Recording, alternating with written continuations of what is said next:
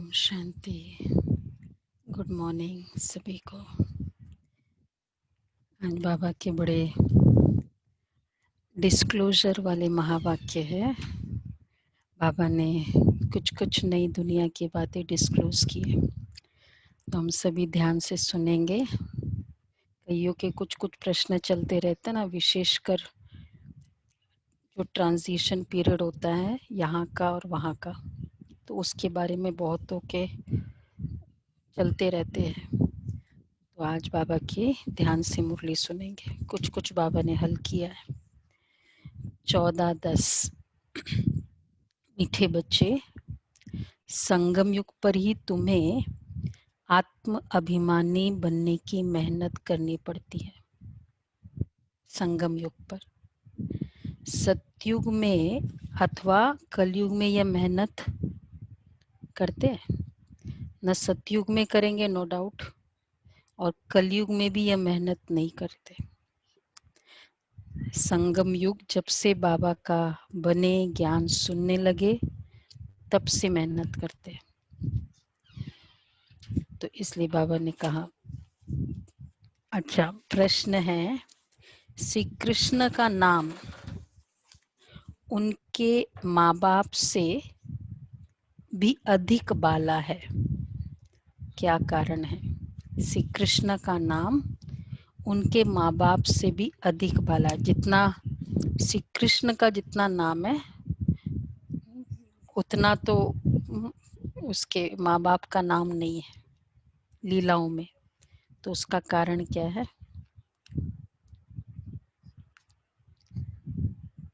क्या कारण होगा जो उसका नाम उससे ज्यादा बाला है? योग बल से हो गया। योग बल से है। कौन? उनके पेरेंट। क्योंकि श्री कृष्ण से पहले जिनका भी जन्म होता है वो जन्म योग बल से नहीं होता। कृष्ण के माँ बाप ने कोई योग बल से जन्म नहीं लिया है। एक तो ये रीजन है फर्स्ट। दूसरा, पूरी कर्मातीत अवस्था वाले कृष्ण ही है।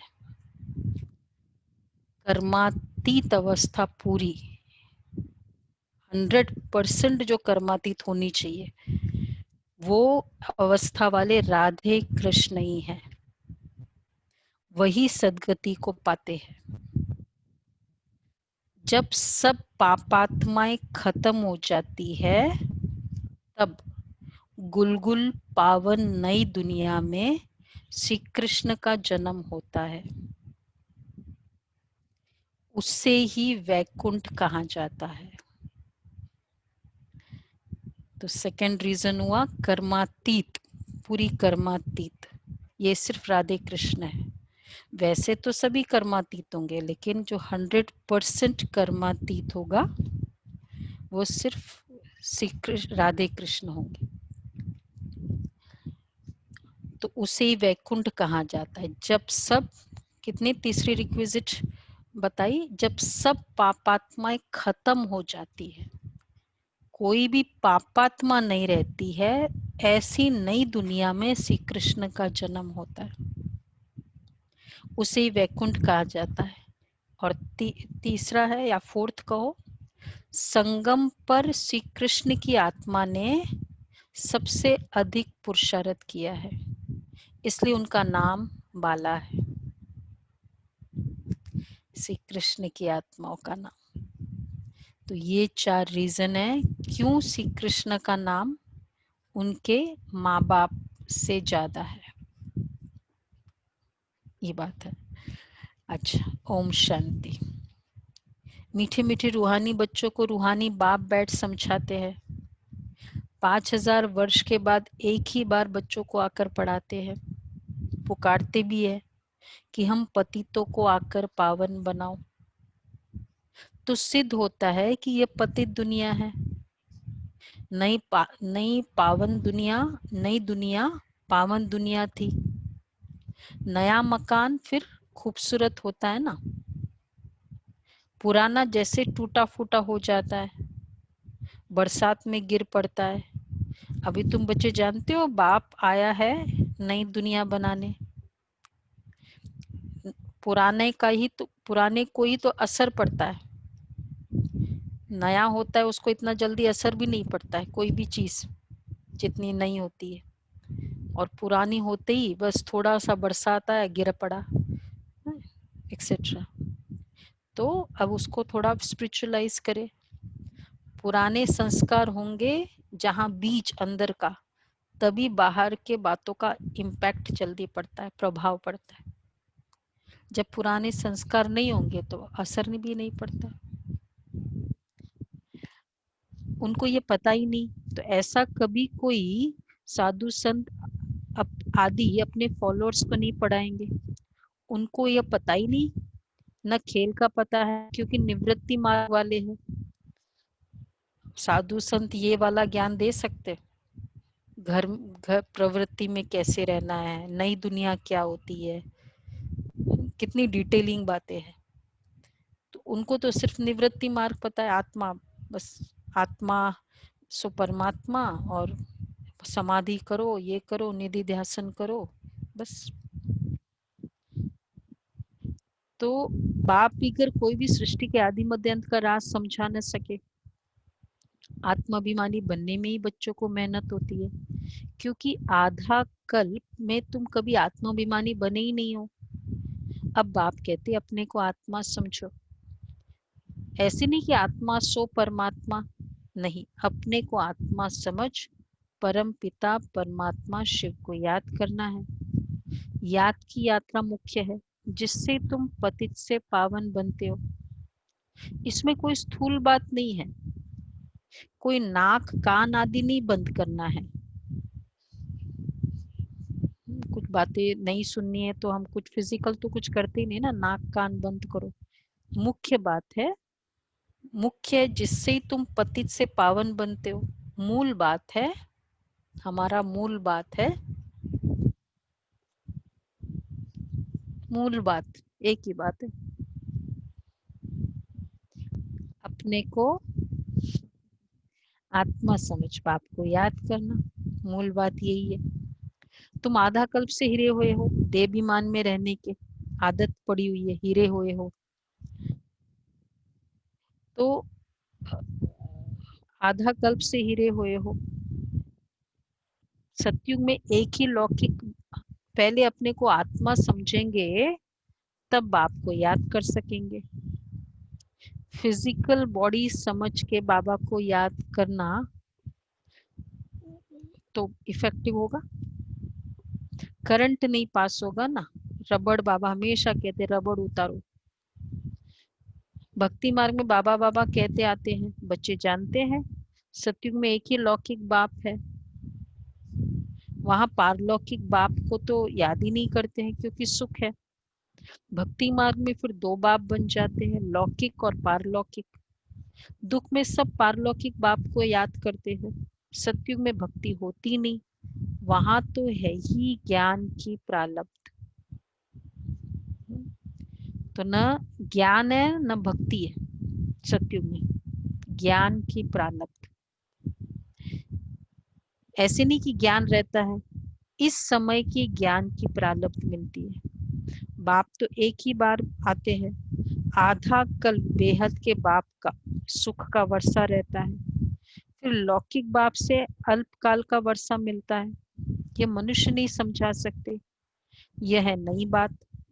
5000 वर्ष में संगम युग पर एक ही बार बाप आते हैं, जबकि कलयुग अंत सतयुग आदि का संगम होता है, तभी बाप आते हैं नई दुनिया फिर से स्थापन कर।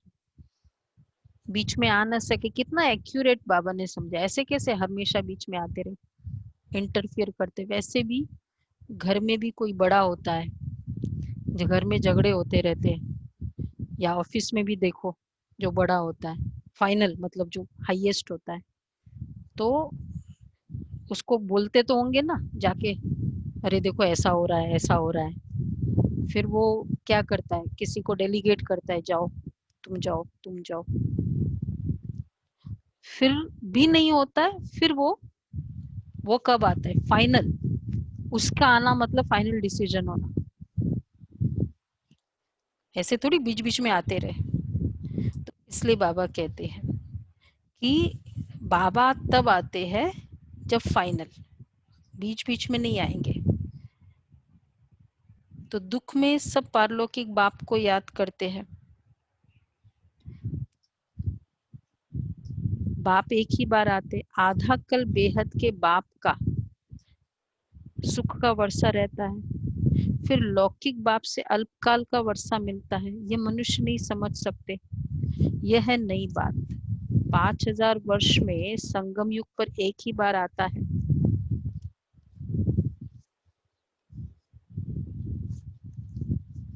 तो बाबा कहते हैं जबकि कलयुग अंत सतयुग आदि का संगम होता है, तभी बाप आते हैं नई दुनिया फिर से स्थापन करने। नई दुनिया में लक्ष्मी नारायण का राज्य था, फिर त्रेता में राम राज्य था। बाकी देवताओं आदि के जो इतने चित्र बनाए हैं वो सब है भक्ति मार्ग के सामग्री। बाप कहते इन सबको भूल जाओ, अपने घर को और नई दुनिया को याद करो। ज्ञान मार्ग है, ज्ञान मार्ग है। कौन सा मार्ग? ज्ञान मार्ग है। कौन सा मार्ग है?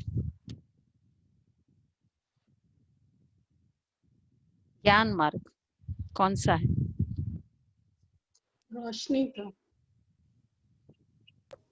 रोशनी समझ का, समझ का मार्ग। ज्ञान मतलब समझ, जिससे तुम 21 जन्म। ज्ञान मार्ग मतलब समझ का मार्ग है, समझ। इसलिए कोई भी अगर ऐसे ही ज्ञान सुनते हैं और कुछ पूछते नहीं है, हमको बल्कि डाउट करते, पता नहीं समझ में आता है। समझ में आना मतलब ही बुद्धि चलेगी। जो चीज जैसे वो मिक्स होता है ना, तो हिलता है, तो बुद्धि चलेगी। और बुद्धि चलेगी मतलब प्रश्न आएंगे कि ऐसे कैसे, क्योंकि बहुत कुछ कंप्लीटली डिफरेंट है जो चल रहा है, जो सुना है, जो देख रहे हैं, और जो अभी बाबा सुनाते हैं, उसमें काफी डिफरेंस है। तो ज्ञान मार्ग है समझ।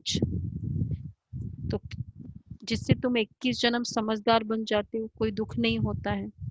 सतयुग में कभी कोई ऐसे नहीं कहेंगे कि हमको शांति चाहिए। कहा जाता है मांगने से मरना भला।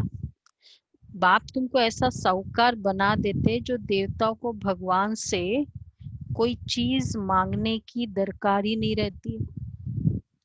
यहाँ तो दुआ मांगते हैं, पोप आदि आते तो कितने दुआ लेने जाते हैं। पोप आदि, पोप कितनों की शादियां कराते हैं। बाबा तो ये काम नहीं करते। सब जगह ये वाला कंसेप्ट भी कितना प्रिवेलेंट है।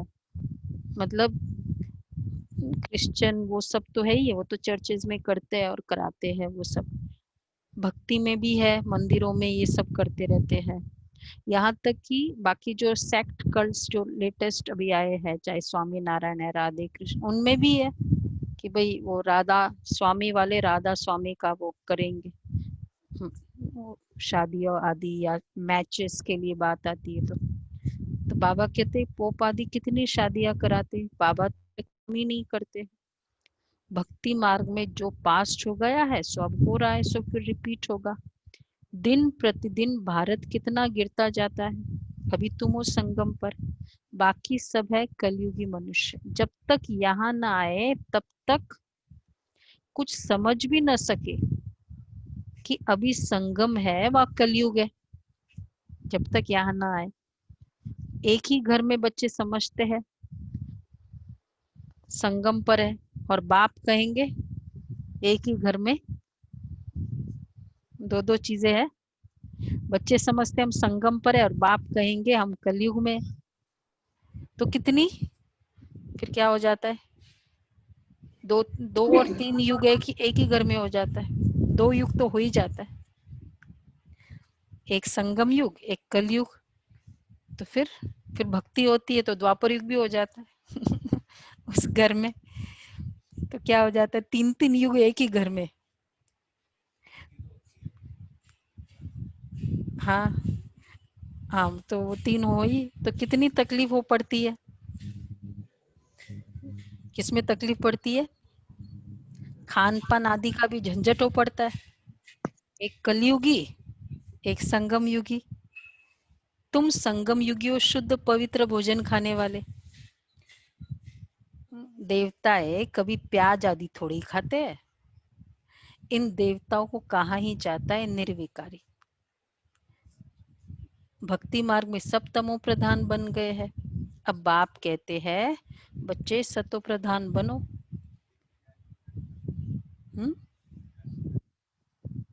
नहीं नहीं, प्याज प्याज खाते, हाँ प्याज आदि तो देवता नहीं खाते ना, तो वो संगम युगी हो गए।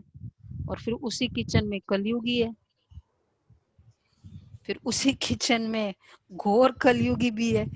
वो उनके सामने जाके अंडा लाएंगे जो जो खाते नहीं है बाबा के बच्चे ऐसे, और उनको अपील नहीं होता है, तो जानबूझ के उनको इरिटेट करने के लिए फिर लाते हैं, ऐसे भी है तो क्या करें, बाबा इसलिए कहते हैं ना, तकलीफ तो पड़ती है, क्योंकि फिर हमें समझना है ना, हम एंजॉय करते हैं कि तकलीफ लगती है, एंजॉय करते हैं ना, तकलीफ थोड़ी लगती है। देखो हम संगम युगी है, हम ब्राह्मण है, ये बेचारे जो भी है तो कलयुगी है, तो ऐसे सोच के खुशी से करो, फील नहीं करना है कि अरे क्या है, जब से बाबा के बने ना तब से ये प्रॉब्लम, पहले तो सब कलयुगी थे तो काम कोई प्रॉब्लम भी नहीं थी। हाँ, सारे एक जैसे ही था तो कोई प्रॉब्लम ही नहीं हुई। अब थोड़ा फिर प्रॉब्लम शुरू होगी, तो वो तो होगी, वो तो हम हमेशा कहते हैं ना, पटरी गाड़ी की, गाड़ी एक पटरी से दूसरे पटरी पर जाएगी तो खड़खड़ आवाज होगी। अगर खड़खड़ नहीं हुई तो डाउट है, मतलब कोई पटरी चेंज नहीं किया है फिर तो। कोई भी ऐसा नहीं जो समझे कि हम सत्व आत्मा पहले सत्व प्रधान थी फिर तमो प्रधान बनी है, क्योंकि वो तो आत्मा को निर्लेप समझते, आत्मा सो परमात्मा है ऐसे कह देते हैं। बाप कहते हैं ज्ञान सागर मैं ही हूँ। जो इस देवी देवता धर्म के होंगे वही, वह सब आकर फिर से अपना वर्षा लेंगे। अभी सैपलिंग लग रही है, तुम समझ जाएंगे ये इतना उच्च पद पाने लायक है नहीं। घर में जाकर शादियां आदि करते छी छी होते रहते हैं, तो समझाया जाता है ऊंच पद पा नहीं सकते, मतलब नियमों पर नहीं चलते फिर तो उच्च पद पा नहीं सकते। ये राजा स्थापन हो रही है। देखो हम लोग एक एक दिन भी अगर बिना पुरुषार्थ का मिस हो जाता है, जो सब जो भी अच्छे पुरुषार्थी है, आप एट प्रेजेंट ही समझो जो कर रहे होंगे, तो उनको लगता है ना आज का दिन आज किया नहीं तो वेस्ट गया। तो जिनको कमाई बहुत होती है उनको फील भी होगा कि आज कमाई नहीं की। तो अगर जैसे ज्ञान में चलते चलते फिर विकारों में चले गए, अब कितने समय तक स्टॉप हो जाता है, पुरुषार्थ स्टॉप है, और ऊपर से फिर और गलत कर्म भी होते रहते हैं, तो फिर उन आत्माओं का तो कितना लॉस हो जाता है ना। क्यों बाबा कहते हैं कि ये कौन सा पद पाएंगे, कितना, हम तो एक एक मिनट को गिन रहे हैं और वहां साल चले जाते। तो इसलिए बाबा कहते हैं, तो समझाया जाता है उच्च पद पा नहीं सकते, ये राजा स्थापन हो रही है। बाप कहते मैं तुमको राजाओं का राजा बनाता हूँ, तो प्रजा जरूर बनानी पड़े, नहीं तो क्यों प्रजा बनानी पड़े, राजाओं का राजा बनना है, प्रजा बनाओ। ये तो राज किस पे करेंगे, प्रजा ही नहीं। राज्य किस पर करेंगे, जिसको भी प्रजा बनाएंगे जरूरी नहीं कि ज्ञान सुनाए, वो तो चलो है, लेकिन बाबा की हम सेवा में जब मददगार बनते हैं जिस भी वे से, हर कोई तो सुना भी नहीं सकता है ना, वो थोड़ी है। अब जैसे कोई सब्जी काट रहा है, उसने अब वो सब्जी काट के कितनी आत्माओं को खिलाया, वो सेवा की, तो वो उतनी आत्माएं उसकी प्रजा बनेगी। इतनी सेवा में मददगार रही ना, कितना उसको उसका मन चेंज हुआ, महिमा की, एक ही तो इम्पैक्ट नहीं होता है ना ज्ञान से। तो प्रजा बनाना मतलब ओनली ज्ञान सुनाना नहीं होता है, कोई भी सेवा के मददगार हम बनते रहते हैं।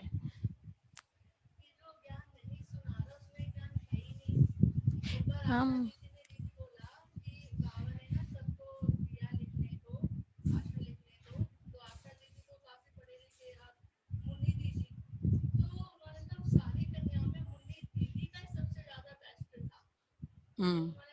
नहीं, वो तो है, समझ नहीं है।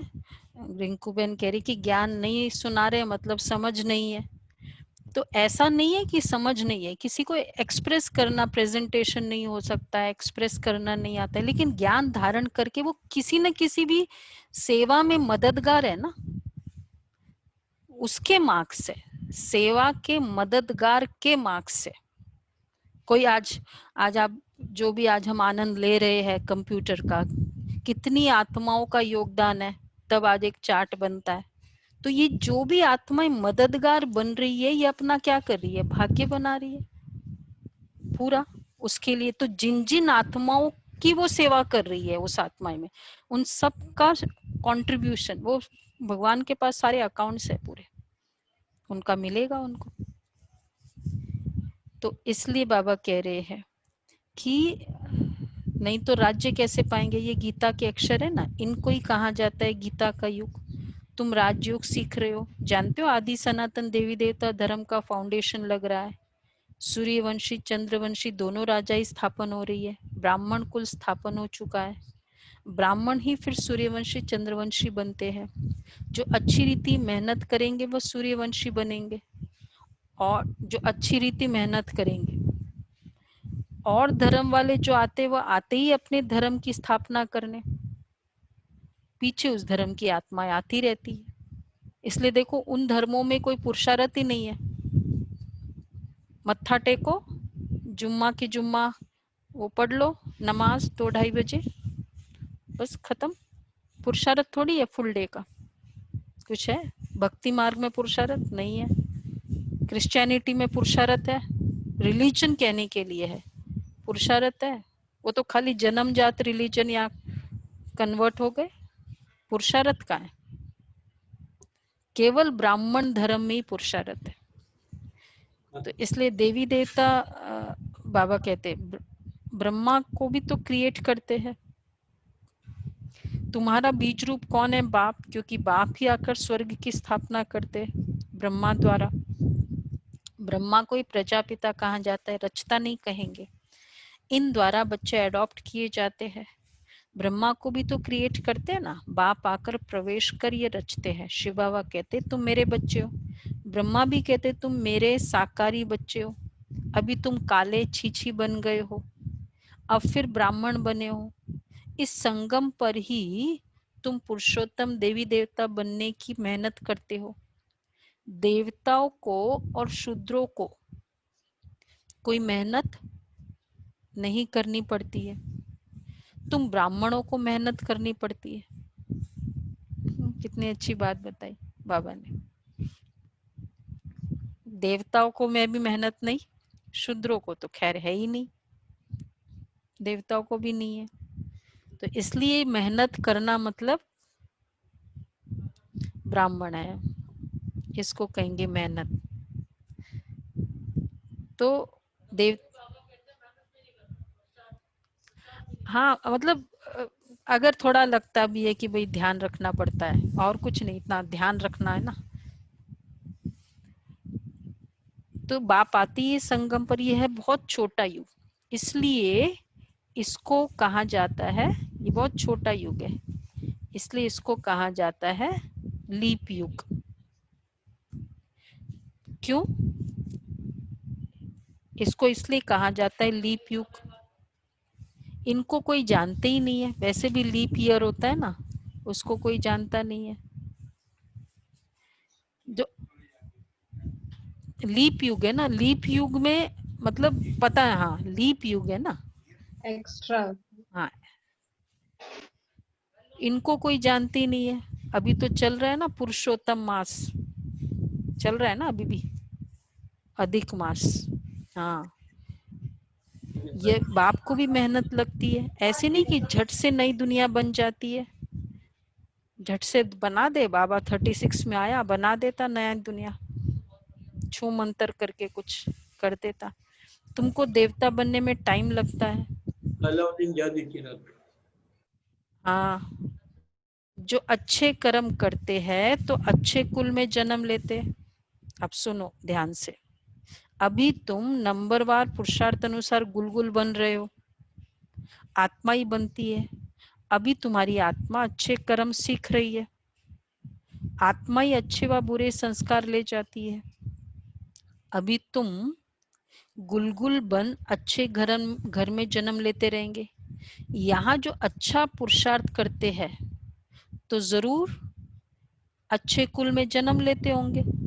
जो आत्माएं ब्राह्मण कुल से चली भी जाती है, कितना अच्छा पुरुषार्थ करती है। मतलब बेसिक ब्राह्मण बनने में ही कई कितनी त्याग तपस्या है। बेसिक अमृत वेला, मुरली, खान पान की शुद्धि, प्योरिटी, तो उसमें ही कितनी त्याग तपस्या है। उसमें से एक भी करता रहे तो भी त्याग है, और उसके बाद फिर पूरा दिन ध्यान रखे वो तो ऐसे तो फिर नेचुरल अच्छे घर में जन्म लेते हैं। नंबरवार तो है ना, जैसे जैसे कर्म करते ऐसा जन्म लेते हैं। जब बुरे कर्म करने वाले बिल्कुल खत्म हो जाते हैं, फिर स्वर्ग स्थापन हो जाता है छाट छूट होकर। ये रिक्वेजिट बाबा ने बताई, सारे बुरे कर्म वाले कंप्लीट खत्म हो जाए। वो भी फिर छाटेंगे, उसमें से सभी तो नहीं जाएंगे ना, छाट छूट होकर तमो प्रधान जो भी है वह खत्म हो जाते हैं। फिर नए देवताओं का आना शुरू होता है। जब भ्रष्टाचारी सब खत्म हो जाते हैं तब कृष्ण का जन्म होता है। सारे भ्रष्टाचारी खत्म हो जाए तब तक तो चले गए ना, वो जो ओनली श्रेष्ठाचारी वो बचेंगे, छटाई हो जाए हो गई। हाँ, तो भ्रष्टाचारी सब चले गए, वो आत्माएं नहीं रही। क्यों? आगे बाबा ने क्लियर किया है। जब फिर नए देवताओं का आना शुरू होता है। जब भ्रष्टाचारी सब खत्म हो जाते हैं तब कृष्ण का जन्म होता है। तब तक बदली सदली होती रहती है। जब कोई छीछी नहीं रहेगा तब श्री कृष्ण आएगा। तब तक तुम आते जाते रहेंगे। मतलब वो आत्मा जन्म लेती रहेगी, ब्राह्मण आत्माएं। तो जब कोई भी छीछी नहीं रहेगा, भ्रष्टाचारी, देखो पवित्र दुनिया और श्री कृष्ण का इस धरती पर आना, उसके लिए पवित्र दुनिया वो तो ठीक है, लेकिन कोई भी अपवित्र आत्मा वहां मौजूद नहीं रहेगी। तब श्री कृष्ण आएगा उस संसार में। क्योंकि देखो बाबा ने क्लियर किया है, जब कोई छीछी नहीं रहेगा तब कृष्ण आएगा। तब तक तुम आते जाते रहेंगे। कृष्ण को रिसीव करने वाले माँ बाप भी पहले से चाहिए ना। श्री कृष्ण को रिसीव करने, फिर सब अच्छे अच्छे रहेंगे। सुना? बाकी चले जाएंगे, तभी उसको स्वर्ग कहा जाएगा। तब तक वो स्वर्ग नहीं है कोई। हाँ, आगे बाबा ने कहा है, तो भल तुम्हारा, तुम श्री कृष्ण को, बाकी सब चले जाएंगे तभी उसको स्वर्ग कहा जाएगा। क्योंकि श्री कृष्ण के जो रिसीव करने वाले माँ बाप भी पहले चाहिए।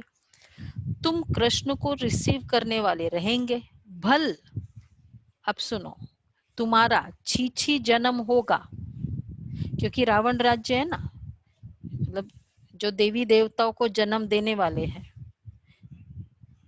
शुद्ध जन्म तो हो ना सके। गुलगुल पवित्र जन्म क्यों नहीं शुद्ध हो सकता है? वो शुरू में बाबा ने कहा है, गुलगुल पवित्र जन्म कृष्ण का ही पहले पहले होता है।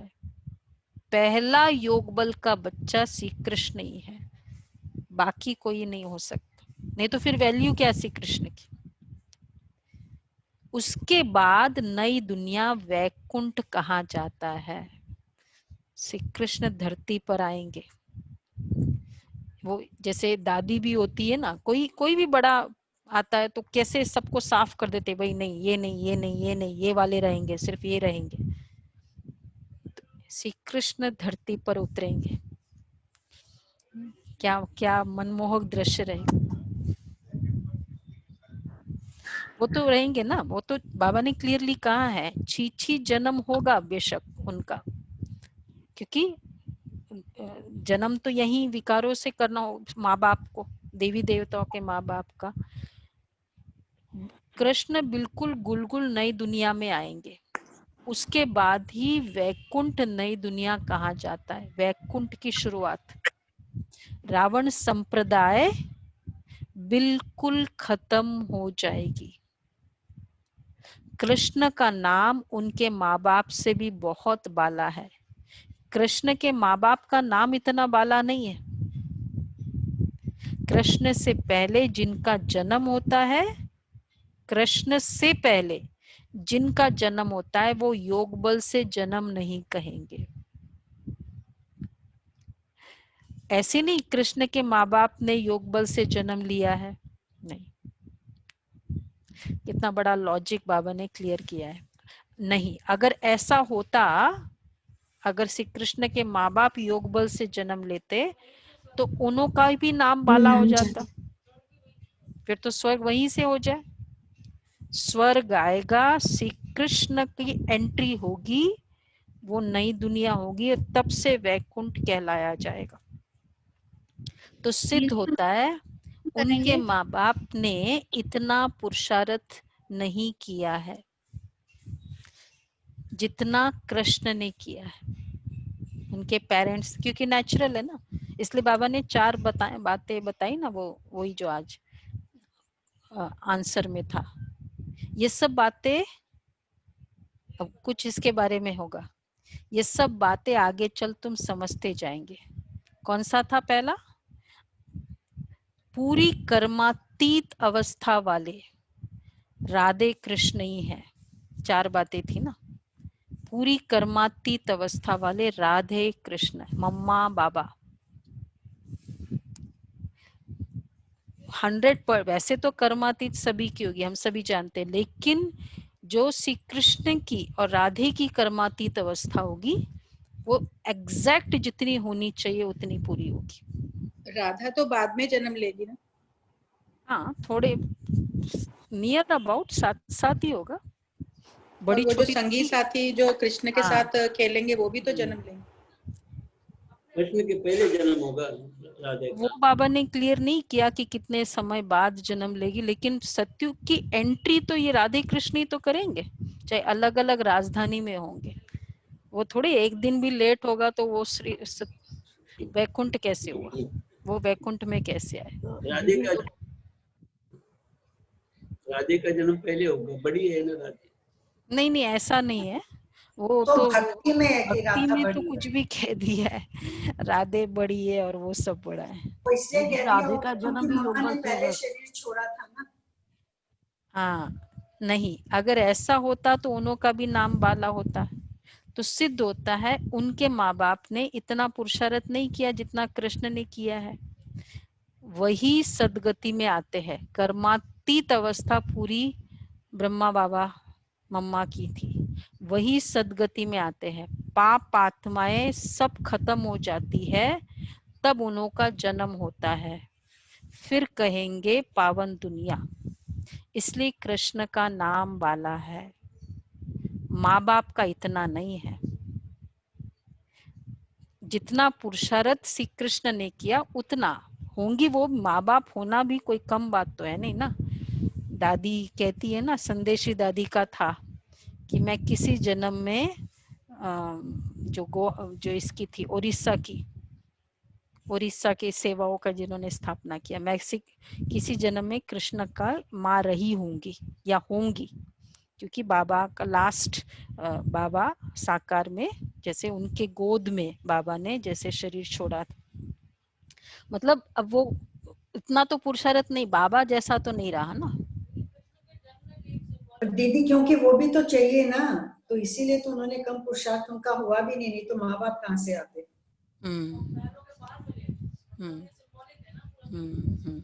हाँ जी।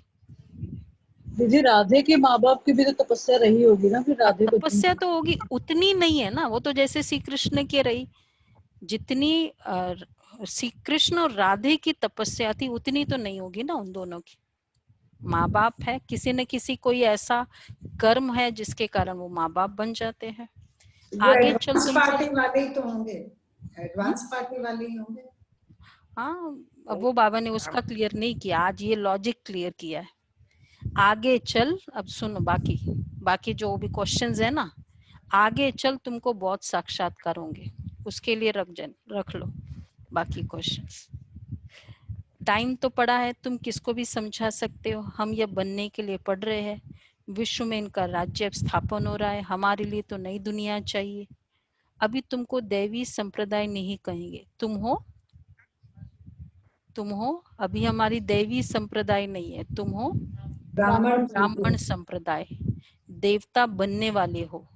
दैवी संप्रदाय बन जाएंगे अगर दैवी संप्रदाय, फिर तुम्हारी आत्मा और शरीर दोनों स्वच्छ होंगे।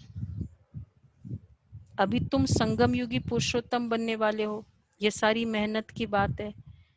याद से विकर्माजीत बनना है। तुम खुद कहते हो याद घड़ी घड़ी भूल जाती है।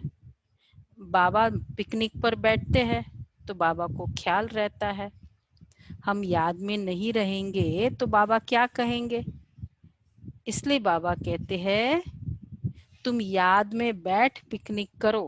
पिकनिक मतलब भी रिलैक्सेशन नहीं।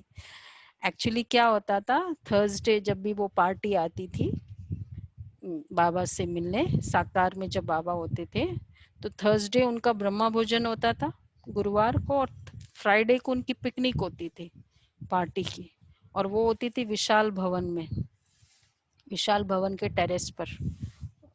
जो मतलब ऐसे उस समय जैसे हिस्ट्री हॉल था तो वहाँ के टेरेस पे ऐसे होता था। हम लोग जब करते थे पिकनिक, हम लोग भी जब पार्टी में आते तो एक दिन हमारा पिकनिक फिक्स था, तो हम लोगों का होता था विशाल भवन के टेरेस पे, दीदी और दादी होते थे तब तो लेकिन बाबा कह रहे हैं याद में नहीं रहेंगे तो बाबा क्या कहेंगे, इसलिए बाबा कहते तुम याद में बैठ पिकनिक करो, कर्म करते माशूक को याद करो तो विकर्म विनाश होंगे, इसमें ही मेहनत है।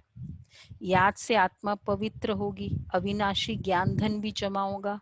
फिर अगर अपवित्र बन जाते हैं तो सारा ज्ञान बह जाता है। पवित्रता ही मुख्य है, क्योंकि पूरी जो नॉलेज रिवॉल्व्स अराउंड आत्माभिमानी स्टेज। अपवित्रता मतलब ही देह अभिमानी स्टेज, तो फिर तो पूरा की कमाई चट हो जाती है। बाप तो अच्छी अच्छी बातें ही समझाते हैं, ये सृष्टि के आदि मध्य अंत का ज्ञान और कोई में भी नहीं है, और जो भी सत्संग आदि बस सब है भक्ति मार्ग के, बाबा ने समझाया है। भक्ति वास्तव में प्रवृत्ति मार्ग वालों को ही करनी है। तुम्हारे में तो कितनी ताकत रहती है, घर बैठे तुमको सुख मिल जाता है। सर्वशक्तिवान बाप से तुम इतनी ताकत लेते हो। सन्यासियों में भी पहले ताकत थी, जंगलों में रहते थे। एक्चुअली जितना त्याग उतनी ताकत, जितनी तपस्या उतनी ताकत। आत्मा शक्तिशाली बनती है त्याग और तपस्या से, नहीं तो तपस्या नहीं और त्याग नहीं। हम सोचते सब कुछ कंफर्टेबल हो जाए, इजी हो जाए, तो उसके आत्मा शक्तिशाली नहीं बनती। वैसे भी दुनिया में भी ना बच्चे मजबूत कब होते हैं, जब वो कुछ ना कुछ वो मेहनत करते हैं, मतलब फीलिंग्स की भी। अब जैसे हर चीज एकदम फेवरेबल होती जाए, बहुत लाड़ प्यार से होता जाए, तो वो शक्तिशाली बनता है या वीक बनता है। सब कुछ लाड़ प्यार, यहाँ भी लाड़ प्यार, वहां भी लाड़ प्यार, ससुराल में भी ऐसा, वहां, तो बच्चे बहुत वीक बनते हैं। तो त्याग और तपस्या से शक्तिशाली बनते। तो जंगलों में रहते हैं, अभी तो कितने बड़े बड़े फ्लैट बनाकर रहते हैं। सन्यासियों में भी पहले ताकत थी क्योंकि त्याग था, अभी वह ताकत ही नहीं है। जैसे तुम्हारे में भी पहले सुख की ताकत रहती थी, फिर गुम हो जाती है। उनमें भी पहले शांति की ताकत थी, अब वह ताकत ही नहीं रही है। आगे तो सच कहते थे कि रचता और रचना को हम नहीं जानते हैं, अभी तो अपने को भगवान शिव हम के बैठते हैं, अभी तो कोई ताकत ही नहीं है।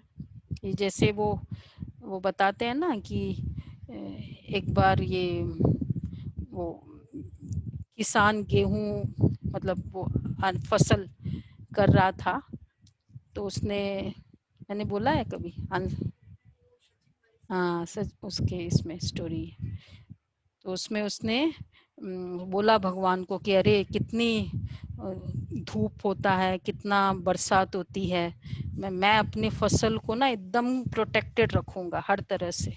तो ना धूप, मतलब जैसे धूप आए तो थोड़ा कवर कर दे, आंधी आए तो कवर करे।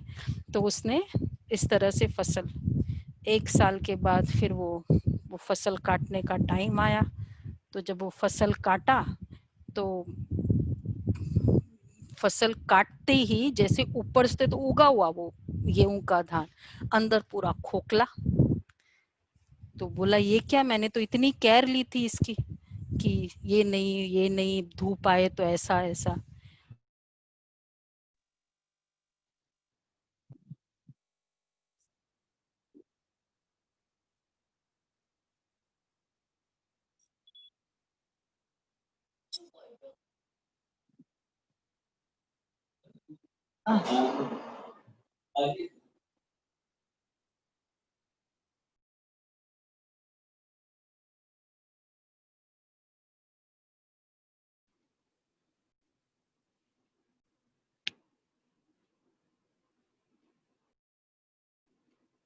आवाज नहीं है दीदी।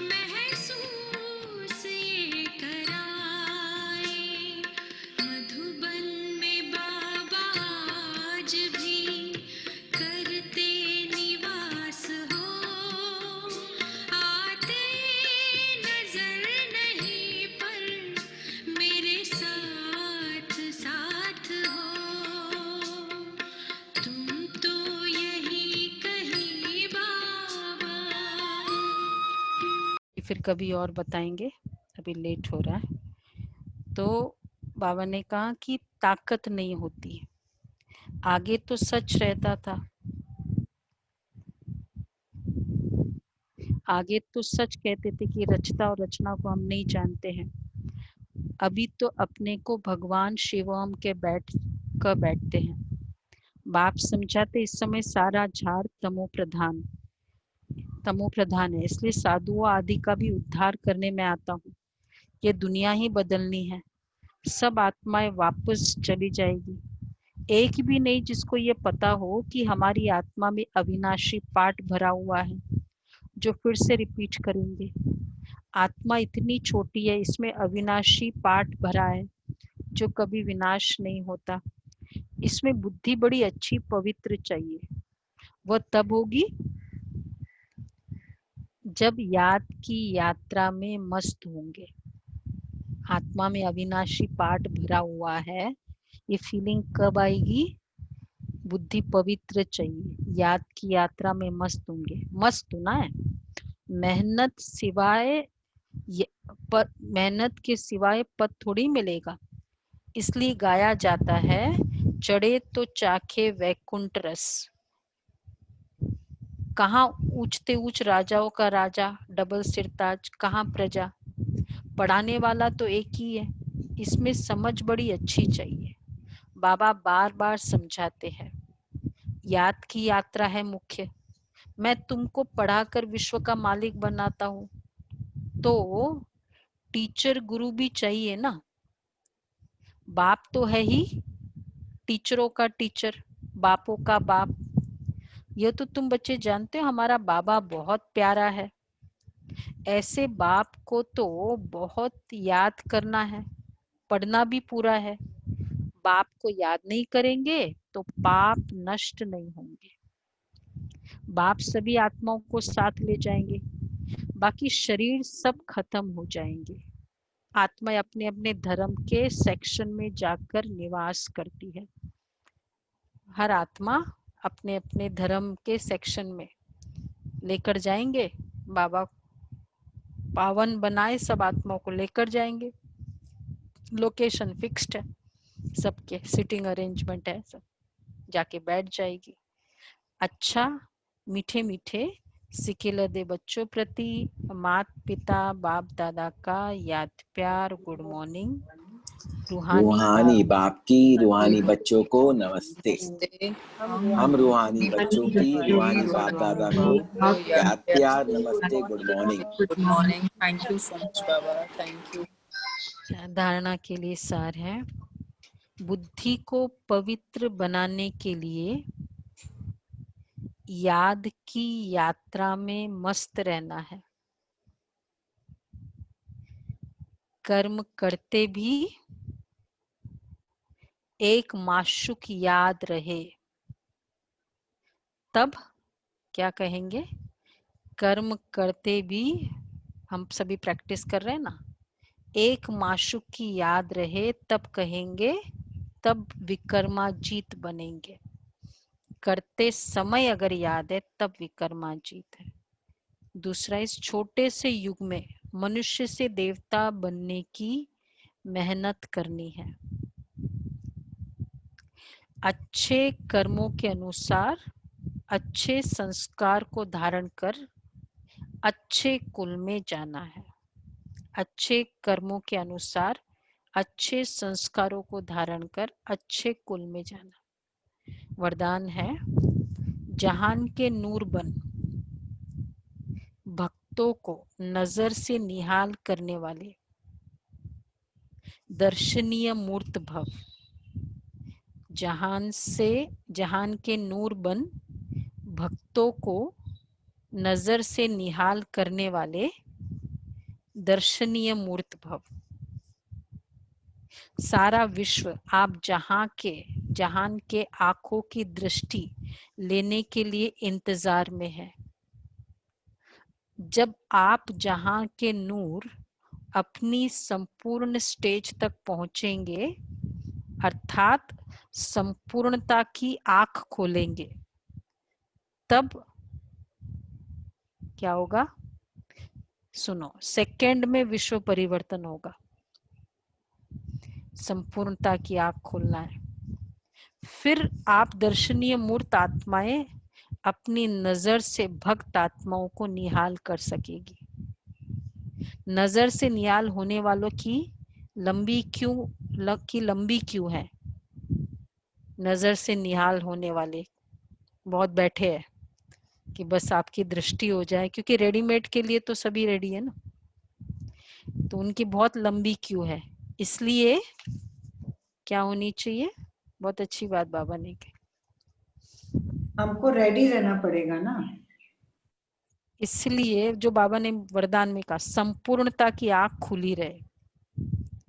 परफेक्शन जर्नी नहीं है, परफेक्शन की आंख खुली रहे। आंखों का मलना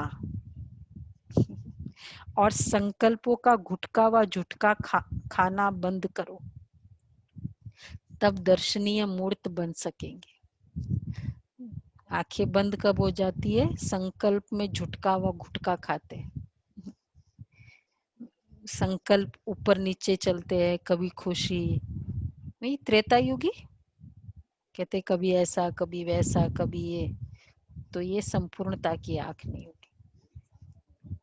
दीदी सारे इकट्ठे संपूर्ण कैसे बनेंगे? मतलब 1 बाय 1 बनेंगे ना, पुरुषार्थ अनुसार अपने अपने बनेंगे 1 बाय 1 नहीं बनेंगे, सब इकट्ठा, लेकिन अपना अपना लेवल का कर्मातीत है, अपनी अपनी लेवल की संपूर्णता है।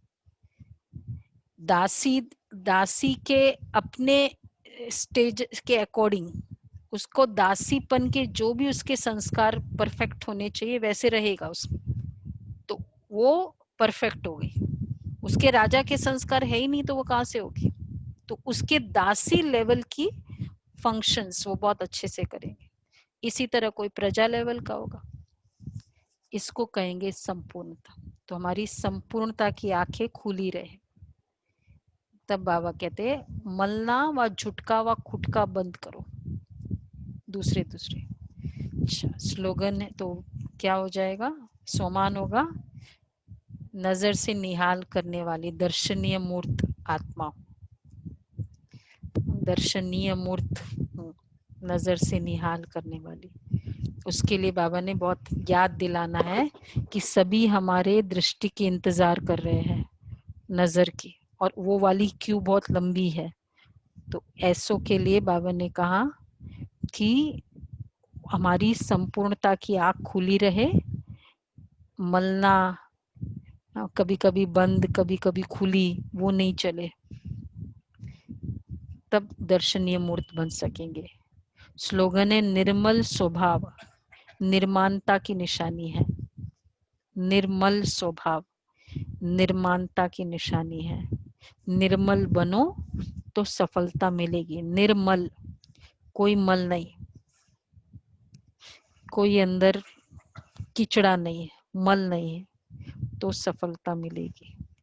तो ये थे बाबा के बहुत पावरफुल महावाक्य थे ना।